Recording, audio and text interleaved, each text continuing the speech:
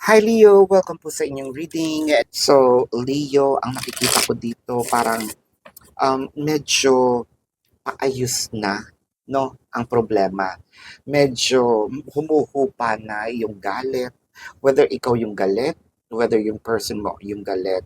Someone here is waiting, for the other person to just approach.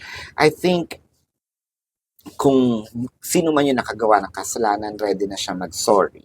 Ang hindi niya pa ginagawa, it's because kasi feeling niya heightened pa yung emotion ng isa. No, parang nandun niya naisip na, ay, hindi ko pala kayang mawala si Leo.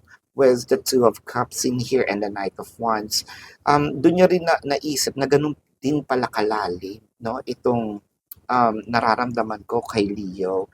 Parang meron talagang push ngayon na I want to put the connection into